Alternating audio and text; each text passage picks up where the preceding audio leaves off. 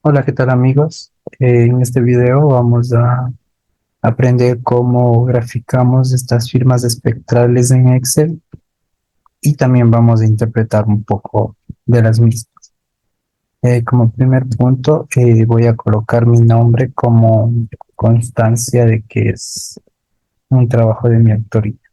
Bien, vamos a explicar lo que son estos datos que tenemos en estas columnas.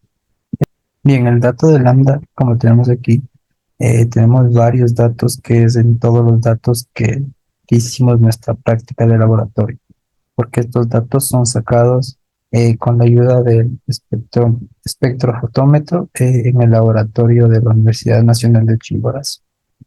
Aquí tenemos lo que es la reflectancia. En este caso, nuestra práctica consta de la reflectancia de una hoja verde, una hoja seca, una hoja de una muestra de suelo de páramo y una muestra de suelo de cultivo.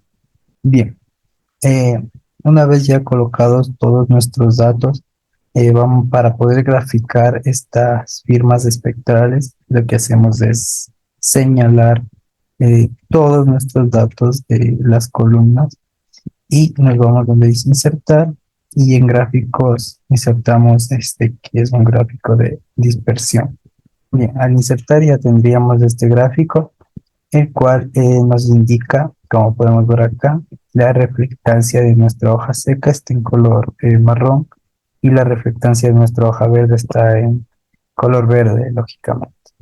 Tenemos por acá en nuestro eje X la longitud de, de onda en nuestro espectro visible, esto dado en nanómetros, y nuestra reflectancia.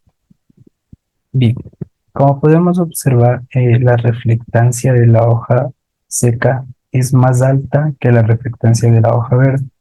Para poder entender esto, vamos a explicar las siguientes preguntas que nos dice. ¿Qué sucede con la reflectancia de la firma espectral de la hoja verde con respecto a la reflectancia de la hoja seca en el rango visible, RGB? El rango visible viene siendo de 400 a 700 nanómetros, que estaría por acá aproximadamente. Bien, la hoja seca tiene una mayor reflectancia, esto porque la hoja al empezar a secarse, las moléculas de clorofila tienden a romperse. La clorofila es lo que hace que le veamos verde a la hoja.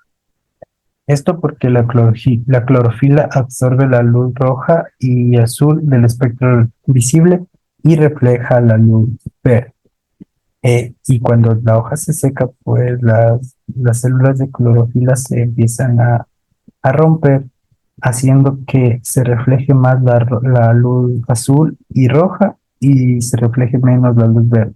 Por esta razón, la reflectancia de la hoja seca es mucho más alta en este rango que la reflectancia de la hoja verde.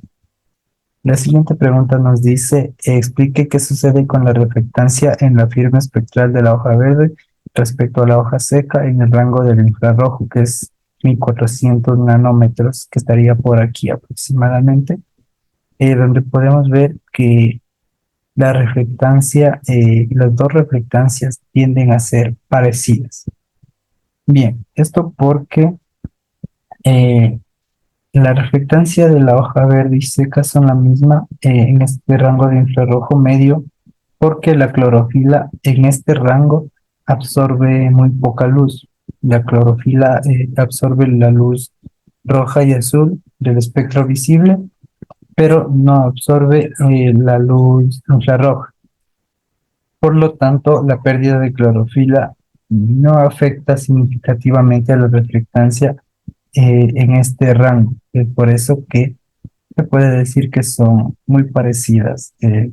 Y si lo decimos en términos de porcentaje, la reflectancia de la hoja verde viene siendo alrededor del 60-65%, mientras que la reflectancia de la hoja seca está en un 70-75%. Bien, además también tenemos lo que son los datos de las muestras de un suelo de páramo y un suelo de cultivo. Esta es la reflectancia. Los datos son obtenidos de laboratorio. Para graficar esto, de la misma manera, señalamos todos nuestros datos y insertamos un gráfico. Bueno,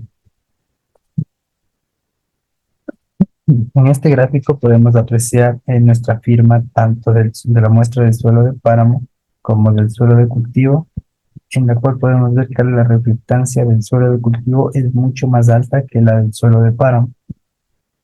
Eh, por qué razones se da esto? Bueno, esto se da por muchas razones. Una de ellas es la composición del suelo. Pues bien, al ser el suelo de cultivo ya un suelo que está erosionado, este pierde sus minerales y principalmente su componente que viene siendo el carbono. Es por esto que el suelo tiende a bajar de intensidad ese color oscuro que lo caracteriza y por eso refleja más eh, luz proveniente del sol.